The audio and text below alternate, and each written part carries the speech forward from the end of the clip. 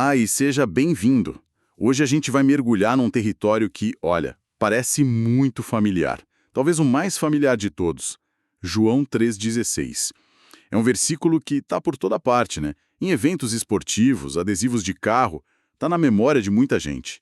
E por ser tão conhecido, a gente corre o risco de achar que já entendeu tudo.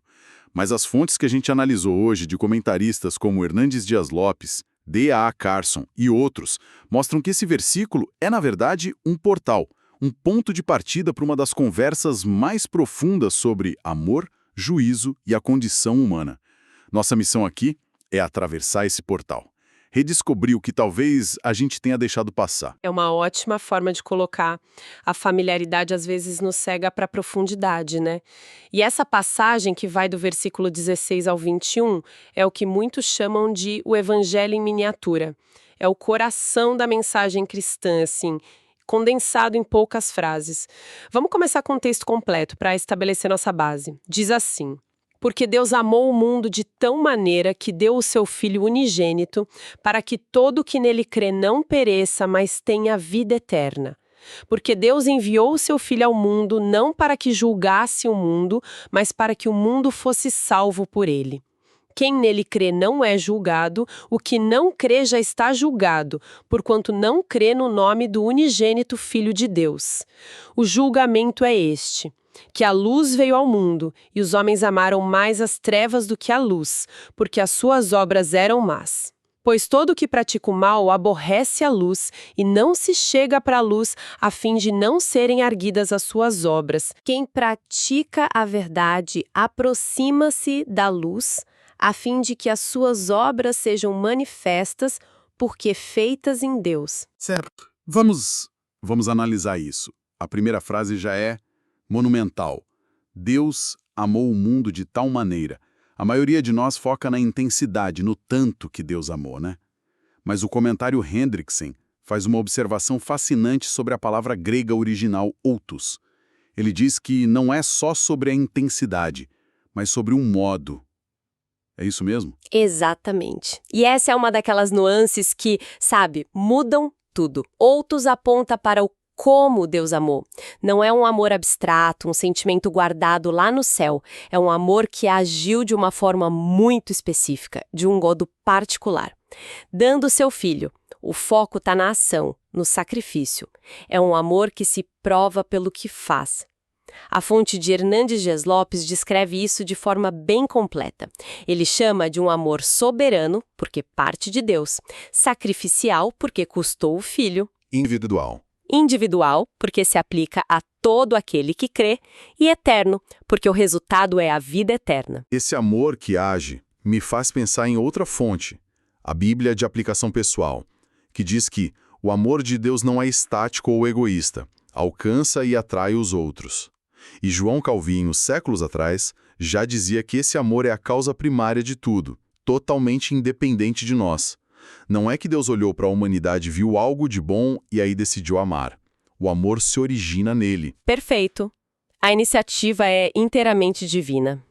E isso nos leva a outro termo crucial nesse mesmo versículo: Filho unigênito. A palavra grega monogenes, Que a gente geralmente traduz como filho único. Mas, de novo, parece que tem mais coisa aí, né? Comentaristas como Ullman e D.A. Carson dão muita importância para essa palavra. Sim, e com toda a razão. Filho único é parte do sentido, mas monogênes é mais rico. Significa um de seu tipo, único em sua categoria. Isso enfatiza a natureza singular, incomparável de Jesus. Não existe outro como ele. Ele não é só mais um filho. Ele tem uma relação única, exclusiva como pai. Entender isso aumenta o peso do sacrifício, entende? Deus não deu apenas um filho, ele deu o seu filho, que é único, incomparável, de valor infinito. Certo. Então temos um amor que se manifesta numa ação específica, o sacrifício, e o objeto desse sacrifício é o filho, que é absolutamente singular. Mas e o alvo desse amor? O texto diz que Deus amou o mundo. Essa parece ser uma das palavras mais debatidas aqui. Sem dúvida. E aqui as fontes nos ajudam a navegar por uma tensão teológica bem importante. O que significa mundo? A palavra grega cosmos. D.A. Carson oferece uma visão muito poderosa. Ele explica que no Evangelho de João, cosmos muitas vezes não se refere a um lugar geográfico, mas sim à totalidade da humanidade em seu estado de rebelião, de hostilidade contra Deus. Espera aí. Isso muda completamente a perspectiva. Então, quando o versículo diz Deus amou o mundo, não está dizendo que Deus amou as coisas boas do mundo ou as pessoas que poderiam amá-lo de volta. Está dizendo que Deus amou o sistema global da humanidade, que é, por definição, seu inimigo. Estão em rebelião. Isso torna o amor de Deus ainda mais radical. E é aqui que a Bíblia Genebra e o comentário MacDonald nos ajudam a entender o alcance. Eles esclarecem que a oferta de salvação, essa sim é universal. É para o mundo todo, sem distinção de raça, nação, status. No entanto, a eficácia, a aplicação dessa salvação, essa é particular. E essa particularidade está na condição que o próprio versículo coloca.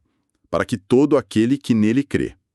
A porta está aberta para o mundo, mas é preciso atravessar pela fé. Isso, a fé é o instrumento, não é uma obra, não é um mérito. A Bíblia MacArthur enfatiza muito bem esse ponto, mostra que o texto estabelece um contraste claro entre fé e obras. A salvação é um presente, a fé é simplesmente a mão vazia que se estende para receber, é um ato de confiança, não de conquista.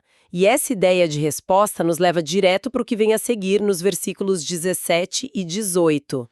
Sim, porque o tom parece mudar um pouco, né? O versículo 17 diz, porque Deus enviou o seu Filho ao mundo, não para que julgasse o mundo, mas para que o mundo fosse salvo por ele. Parece uma continuação, uma reafirmação do propósito salvador. É uma clarificação essencial. Havia uma expectativa judaica de que o Messias viria como um juiz poderoso para condenar os inimigos de Israel, o mundo gentil. E Jesus está subvertendo essa expectativa. Ele afirma que o propósito da sua primeira vinda não foi a condenação, foi a salvação. O juízo não era a missão primária, a missão era o resgate. No entanto, a resposta a essa missão de resgate tem consequências inevitáveis, como o versículo 18 deixa claro. Que diz, quem nele crê não é julgado. O que não crê já está julgado, porquanto não crê no nome do unigênito Filho de Deus. Essa frase, já está julgado, é muito forte. Pode soar um tanto final, né? Quase como se não houvesse mais esperança. Como as fontes nos ajudam a entender esse conceito de um juízo que já aconteceu? Essa é a questão central. Comentaristas como Hendrikse e o comentário Beacon, eles ressaltam a força do tempo verbal no grego. Não é algo que vai acontecer só no futuro, é um estado presente. O juízo não é tanto uma sentença que Deus impõe de fora, mas a consequência natural, automática da rejeição. Pensa assim, uma pessoa se afogando e alguém joga a única boia salva-vidas. Se a pessoa se recusa a agarrar a boia, ela não precisa que alguém anuncie, agora você está condenado a se afogar. A própria recusa já selou o destino dela. A condenação é o estado de quem permanece na condição que exige o resgate depois de recusar o resgate. Entendi. Então o juízo não é uma ação arbitrária de Deus, mas o resultado intrínseco da escolha humana de rejeitar a solução de Deus. E os versículos seguintes parecem explicar o porquê dessa escolha. Exatamente. Os versículos 19 a 21 são o diagnóstico. O 19 diz, o julgamento é este, que a luz veio ao mundo e os homens amaram mais as trevas do que a luz, porque as suas obras eram más.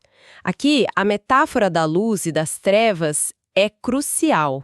O comentário Wiersbe e o de Matthew Henry exploram essa imagem de uma forma muito profunda. Eles apontam que a rejeição a Cristo, a luz, não é, assim, primariamente uma questão de falta de evidências, um problema intelectual. A raiz é moral. Sim, a raiz é o coração. O texto é psicologicamente profundo. O versículo 20 continua, pois todo o que pratica o mal aborrece a luz, e não se chega para a luz a fim de não serem arguidas as suas obras. Existe uma aversão ativa à luz, não por ela ser fraca, mas por ser forte demais. A luz expõe, revela o que está escondido. A escolha pelas trevas é uma tentativa de autopreservação, sabe? De manter as obras escondidas para não serem confrontadas. É uma preferência por uma escuridão que parece confortável em vez de uma luz que cura, mas que primeiro revela a ferida. Isso é desafiador. Sugere que a incredulidade não é passiva, mas uma escolha ativa de evitar a verdade por causa do que ela pode revelar sobre nós mesmos. Mas e o contrário? O versículo 21 oferece a alternativa. Sim, é o contraponto perfeito. Quem pratica a verdade aproxima-se da luz, a fim de que as suas obras sejam manifestas porque feitas em Deus. Olha a diferença. A pessoa que vive nas trevas foge da luz com medo da exposição. A pessoa que pratica a verdade busca a luz. Não por ser perfeita, mas porque deseja viver em transparência. Ela não tem medo que suas obras sejam vistas porque a confiança dela é que elas são, em última análise, feitas em Deus. Ou seja, capacitadas por Ele, realizadas para a glória dele. Vihis bichou essa prática da verdade de uma jornada contínua de se achegar à luz. Então, o que tudo isso significa para a gente hoje? A gente fez essa análise profunda, fomos além da superfície de um texto tão conhecido. Como isso impacta a vida de forma prática? A começar pela promessa central de vida eterna. A Bíblia de aplicação pessoal oferece uma perspectiva muito útil aqui. Ela nos lembra que a vida eterna não é só sobre a duração da vida, ou seja, viver para sempre em algum lugar depois da morte. É, antes de tudo, sobre a qualidade da vida. O texto a descreve como uma nova vida que começa no momento em que confiamos em Cristo. É uma vida de comunhão com Deus que se inicia agora. Isso muda a perspectiva. Não é só um bilhete para o céu que a gente guarda no bolso, é uma realidade presente que deve transformar como a gente vive hoje.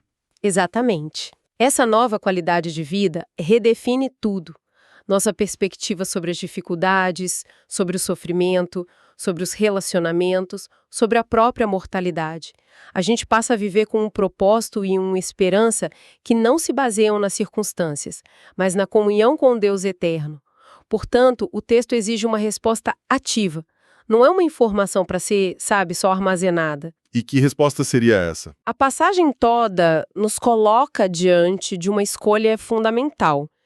Como a mesma Bíblia de aplicação pessoal aponta, as boas novas nos convidam a receber esse amor sacrificial de Deus e, a partir daí, a viver de uma nova maneira. É um chamado para alinhar a própria vida com a verdade revelada na luz de Cristo. É o que o texto chama de praticar a verdade e aproximar-se da luz. Não é um convite para uma vida de perfeição impecável, mas para uma vida de honestidade, transparência e dependência de Deus. Sair das sombras da autopreservação para a liberdade da luz. Fazendo um resumo da nossa conversa, começamos com João 3,16, um versículo que muitos veem só como uma fonte de conforto. E o que as fontes nos mostraram é que ele é, na verdade, o ponto de partida para uma jornada teológica incrivelmente rica. Exploramos a natureza do amor de Deus como uma ação, não um sentimento, o significado profundo de Jesus ser único em sua espécie e a verdade chocante de que o mundo que Deus amou é a humanidade em rebelião. Pois é, e vimos como a resposta a esse amor define tudo. A fé é o canal para receber a vida eterna, que começa agora. E a incredulidade não atrai um juízo arbitrário, mas é, em si mesma, um estado de condenação autoimposto, um estado enraizado numa preferência moral pelas trevas para ocultar as nossas obras. A escolha entre luz e trevas não é só uma bela metáfora, mas a descrição mais precisa da decisão espiritual que cada pessoa enfrenta. Foi uma redescoberta de um texto que a gente pensava conhecer. Que o amor de Deus é radical, proativo e sacrificial. É universal em seu alcance, mas se torna eficaz apenas pela fé pessoal. E essa fé nos convida a sair das sombras e viver abertamente na luz. E isso me leva a um pensamento final para a nossa reflexão. O texto afirma que quem pratica a verdade aproxima-se da luz para que fique claro que suas obras são feitas em Deus. Isso levanta uma questão importante. Se a luz tem o poder de revelar a verdadeira natureza de todas as coisas, o que a nossa disposição ou indisposição em nos aproximarmos dela revela sobre a verdadeira natureza dos nossos próprios desejos e motivações?